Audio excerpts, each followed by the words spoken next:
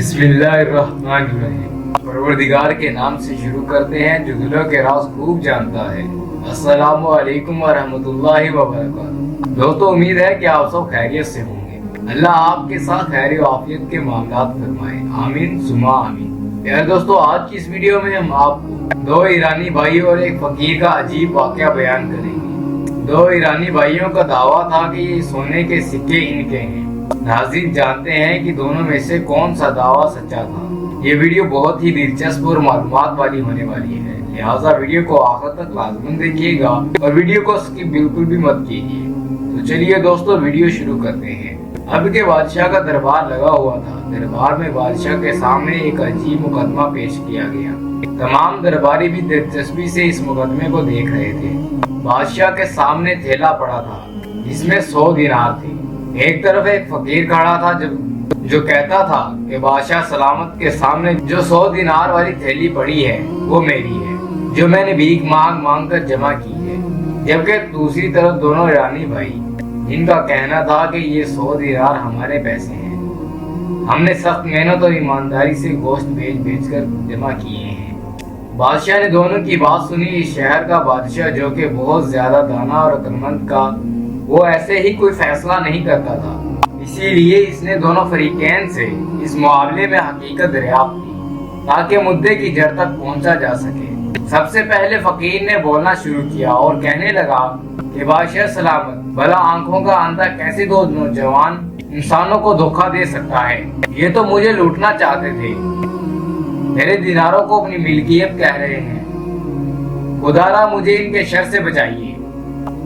ये सुनकर इन दोनों भाइयों में से एक ने कहा, हुजूर नहीं, ये फकीर झूठा है, अपनी माजूरी का नाजायज फायदा उठा रहा है।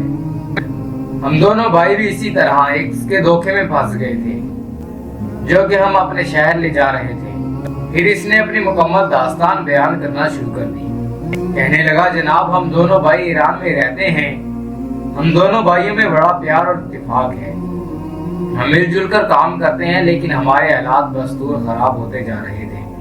कपड़ों का कारोबार अच्छा था, जो देखते ही देखते मंदी शिकार हो गया और नौबत इसको खत्म करने तक पहुंच गई और मामला यहाँ तक पहुंचा कि हमारा कारोबार बंद करना पड़ा। अब हम दोनों भाई ईंटे और पत्थर तोड़ने पर मजबूर हो गए। बस जो कुछ कमा लेते, इससे हमारा दिन भर का बमुश्किल गुजारा होता। अब इस आलम में भी हमें जिंदगी गुजारते हैं 6 माह हो गए थे। अब हमारा और हमारे अहले खाना का सबर का पैमाना लबरेज हो गया।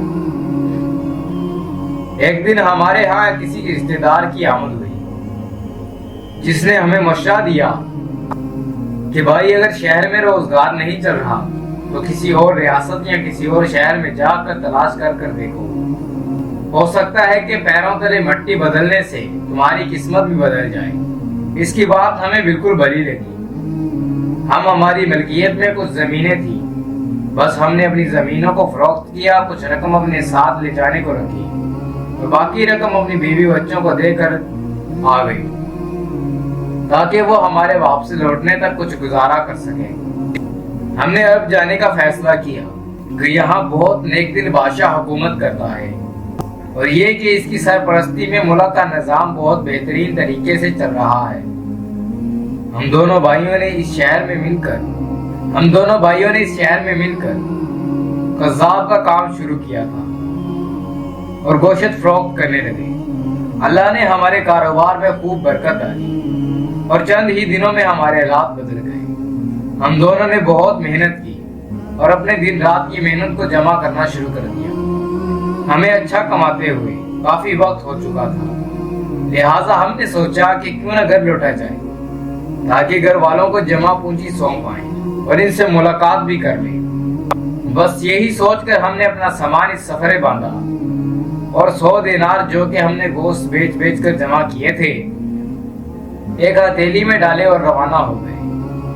हम चलते जा रहे थे कि शहर के बीचों बीच कि हमारा गुजर एक कब्रिस्तान के पास से हुआ।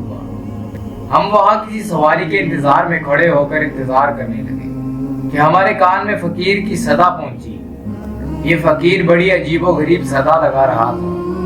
कहता था कि कोई गरीब की मदद करने वाला है کوئی ہے جو فقیر کے ہاتھ پر سکے رکھنے والا؟ ایک سکہ ہی دے دو تاکہ میں اپنے ہاتھ میں ایک سکہ رکھ کر دیکھنا چاہتا ہوں۔ ہائے میری قسمت، میں جب تندرست تھا تو کیسے پیسوں کی ریل بیل تھی، بس میں اندھا ہو گیا ہوں، اور میری بھوٹی قسمت جس نے مجھے بھیک مانگنے پر مجبور کیا ہوا ہے۔ ہم اس فقیر کی صدا سن کر اس کے پاس چلے گئے۔ میرے بھائی نے اس سے پوچھا کہ تم کس چیز کی فریاد کر رہے ہو؟ اس نے ہمیں کہا کہ میں آپ کو کیا بتاؤں، میں سکوں کو دیکھ تو سکتا ہوں، میں سکوں کو دیکھ تو نہیں سکتا، سونے کو بھی ترس گیا ہوں، کاش کوئی میری ہتھیلی پر ایک سکہ رکھ دے۔ یہ سن کر میرے بھائی نے ہنستے ہوئے اس سے کہا، لو تم اپنے ہاتھ پر ایک سکہ رکھ کر دیکھنا چاہتے ہو، میں تمہارے ہاتھ میں پورے 100 دینار رکھ دیتا ہوں، تم سکوں کو چھو کر دیکھ لو۔ یہ کہہ کر میرے بھائی نے اس کے ہاتھ پر دیناروں سے بھری ہتھیلی رکھی۔ اس فقیر نے اس تھیلی کو کھول کر سکوں کو ہاتھ میں لانا شروع کر دیا۔ چند لمحوں میں اس عمل میں مشغول رہا، اتنے میں ہماری سواری آ گئی۔ ہم نے جانے سے پہلے اس سے اپنے دیناروں کی تھیلی مانگی تو اس نے کہا، کون سے دینار؟ یہ تو میرے ہیں، تم تو خواہ مجھ پر الزام لگا رہے ہو، تمہیں ایک اندھے کو لوٹتے ہوئے شرم نہیں آتی؟ بس یہ کہتے کہتے اس نے شور مچانا شروع کر دیا اور ہمیں آپ کے سامنے پیش کر دیا، اور اب آپ انصاف کیجیے، یہ دینار ہماری سخت محنت اور ہمارے اہل خانہ کے واحد امید ہے۔ بادشاہ دونوں کی بات سن کر کچھ دیر خاموش رہا، پھر اس نے اپنے خادموں سے کہا کہ دربار میں بڑے برتن میں پانی بھر کر اسے تیز گرم کیا جائے۔ چنانچہ بادشاہ کے حکم کے عین مطابق عمل کیا گیا۔ بادشاہ کے سامنے دربار کے سبھی حاضرین کی موجودگی میں ایک بڑے برتن میں پانی بھر کر اسے پکانا شروع کر دیا، حتیٰ کہ پانی کھولنے لگا۔ دربار میں موجود سبھی منتظر تھے کہ یہ نہ جانے بادشاہ کیا کرنے والا ہے۔ تبھی بادشاہ اٹھا اور دیناروں سے بھری تھیلی کھولتے ہوئے پانی میں ڈال دی۔ بادشاہ نے کافی دیر تک پانی کے قریب کھڑے ہو کر کچھ سوچا۔ اس نے فیصلہ سنا دیا کہ یہ 100 دینار ان دونوں بھائیوں کے ہیں، لہٰذا ان کے حوالے کر دیے، اور فقیر نے چونکہ ہمیں دھوکہ دینے کی کوشش کی ہے لہٰذا اسے قید خانے میں ڈال دیا جائے، اور ساتھ ہی دونوں بھائیوں کو ہدایت کی جائے کہ آئندہ اپنے مال کو یوں انجام میں کسی کو نہ سونپے جس کو وہ پہلے سے نہ جانتے ہوں۔ سبھی حاضرین حیران رہ گئے، وہ دونوں بھائی بے حد خوش ہوئے اور ان کے دینار ان کے حوالے کر دیے، جبکہ فقیر کو قید کر دیا گیا۔ سبھی درباری حیران تھے کہ بادشاہ اس نتیجے پر پہنچے کیسے۔ ایک وزیر نے ایک بادشاہ سے اس فیصلے کی حقیقت کے بارے میں سوال کیا۔ بادشاہ نے بتایا، جو ان کے دینار کھولتے ہوئے پانی میں ڈالا، چونکہ وہ قول ان دونوں بھائیوں کے کہ یہ قصاب کا کام کرتے تھے، تو یہ وہی سکے ہوں گے جو ان کے گاہک انہیں گوشت خریدنے کے باعث دیتے ہوں گے، اور یہ اسی طرح لے کر انہیں رکھ لیتے ہوں گے۔ بس ہم نے جب اس سکوں کو کھولتے ہوئے پانی میں ڈالا تو ان کی چکنائی پانی کے اوپر آ گئی اور فقیر کی چوری پکڑی گئی، اور اسی طرح عقل مند بادشاہ کی دنائی کی ایک اور بڑی مثال بھی قائم ہو گئی۔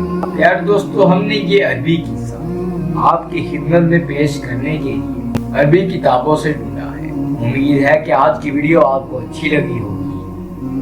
اگر ویڈیو اچھی لگی ہے تو لائک کر کے ہمارے چینل کو سبسکرائب کر دیجئے اور کمنٹ اپنی راہ سے آگاہ کیجئے، اور بیل آئیکن کے بٹن کو کلک کر دیں تاکہ ہماری نئی آنے والی ویڈیوز کا آپ کو پتہ چلتا رہے۔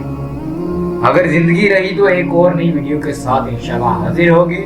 ابھی ہمیں اجازت دیجیے، اللہ حافظ۔